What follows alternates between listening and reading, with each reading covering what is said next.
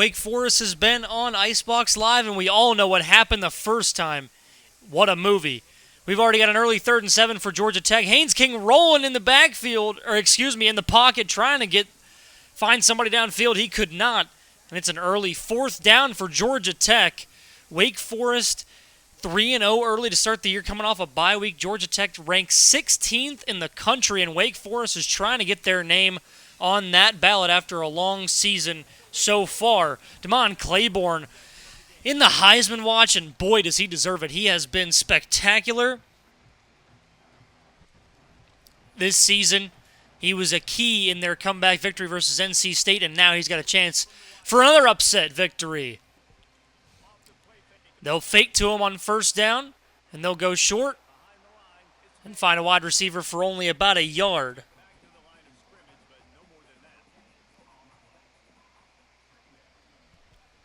2nd and 9 now from the 33. Claiborne in motion. They'll give it to him. This playbook's looking good for the CPU as Claiborne gets himself up near the 50. Talk about anything, which is fine because nobody needs to hear me talk that much. Wake Forest QB's trying to get out of the pocket. He cannot. Getting home for the first time today, and I'm sure it will not be the last. Anyways, 3rd and 17. They will just run it with Claiborne. Tries to break a tackle, cannot. For that one, a loss of 1, and they're back at the 19 now. Haynes King will fake the handoff to Haynes, and then he'll go to him out of the flats. He'll have a 1st down and more with the spin move across the 40 to the 47-yard line. And just like that, calls the timeout, gets their defense reset. It'll be 1st and 10, and they'll hand it off to Haynes, and he's got all kinds of room again. The juke move gets them across the 40 to the 37. Number 39 there, Joel Lowenberg, family member of Coach Smitty's. And they are going to get in the backfield. Newer Gatkuoth, linebacker, making his presence felt. Check down Charlie over here. Darn is what Penguin says. Looking to try to get some of that yardage back. They fake to Claiborne. Nowhere to go. Not a safety, but they are going to be down at the 1-yard line. Melvin Jordan making the play on the quarterback for the 3rd time today. And a touch pass to try to get out of the end zone. They cannot. It's going to be 2-0 to start this ball game as Georgia Tech gets on the board with a safety. Guys, can't we all just get along? Sound like me and Beamer. 2nd and 11. They go short again, and the GT wide receiver reaches for the 1st down.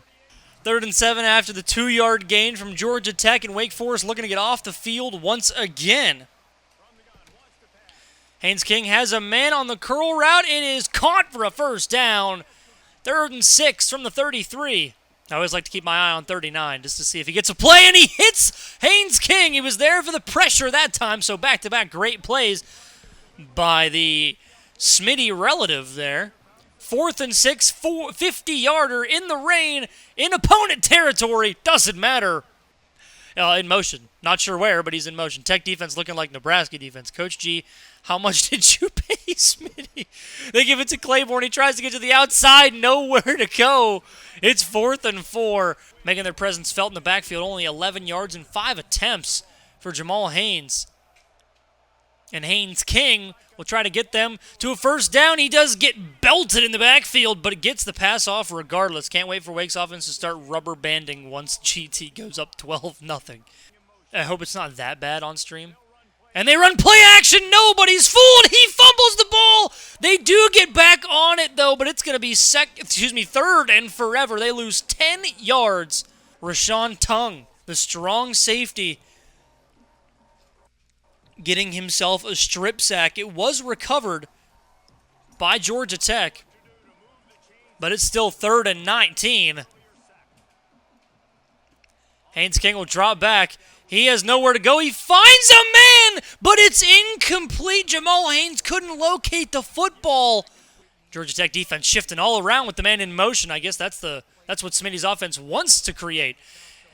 Claiborne breaks a tackle, and he's got a 1st down up to the 48-yard line.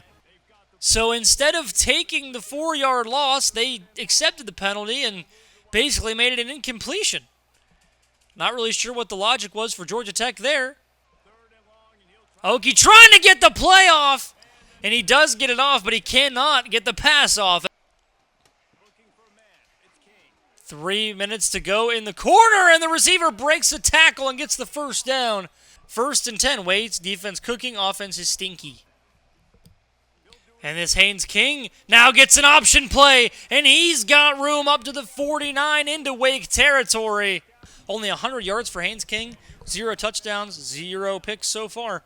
Haynes King throws and nearly intercepted there, but gets the ball through, and it's going to be the 8th first down of the game. Announcer jinx almost. I know, I got to stop doing that, bro. I swear it's a real thing. 3rd and 10. 1:20 to go in the half. King, nowhere to go, tries to break 1, can't break 2. 4th and 16, and Wake Forest gets the stop they needed. Okie trying to find some space. He gets a ball out to his receiver. Gets across the 20. How this quarter is gonna expire. Okie sending it deep. He might have a man. Almost announcer jigs. You saw it right there on their home turf. Okie comes into the game. Knock on wood, no turnovers for either side yet, but it has been a tough game.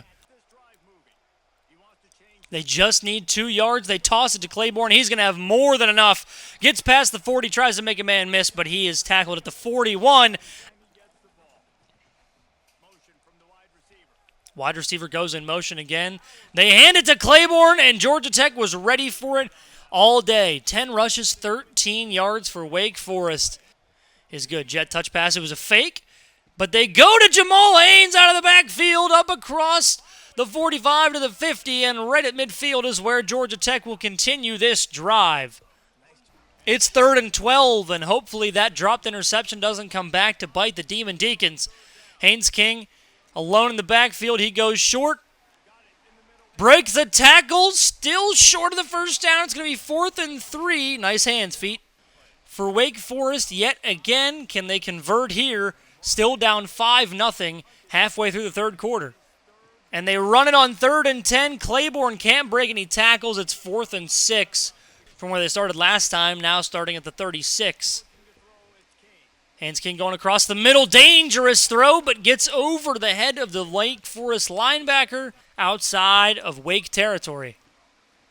Fake the handoff to Jamal Haynes, and Haynes King goes down. That's the 7th sack of the game in total, 4th for Wake Forest as Loving. The defensive tackle breaking through the blocks, and he gets his 2nd sack of the day to set up 2nd and 16 from the 43. And they go RPO quick, and they get about that yardage back to the 49-yard line, and another 3rd and long.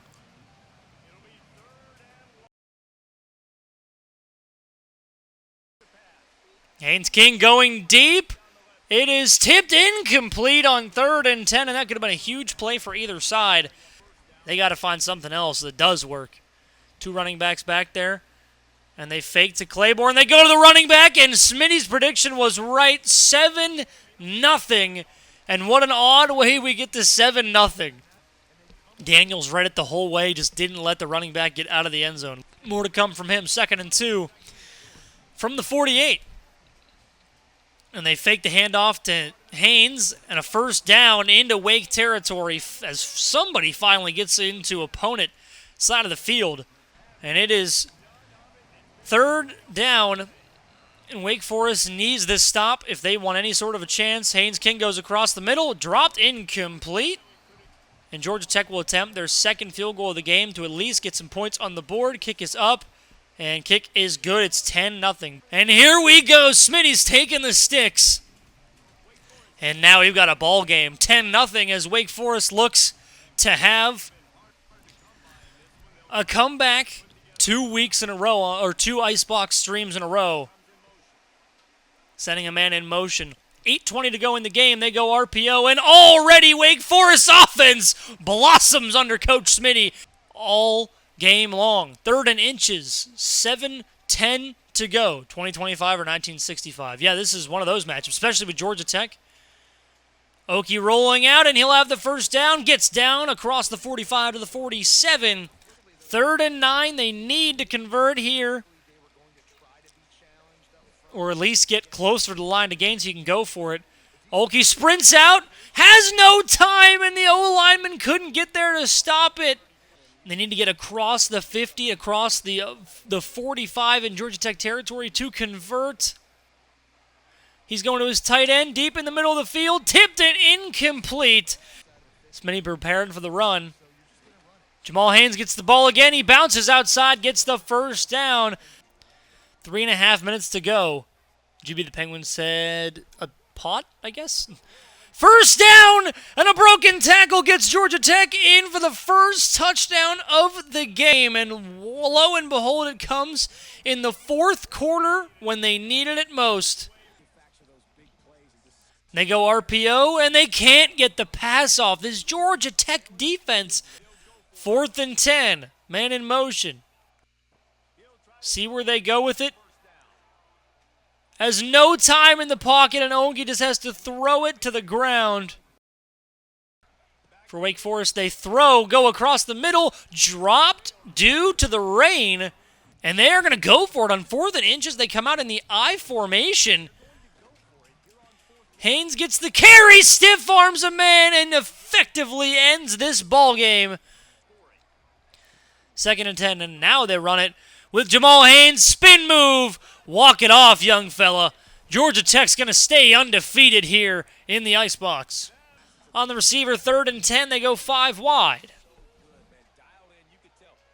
Might have a man across the middle, but Oki decides to stay in the backfield, and he goes down for the 5th time today. Georgia Tech.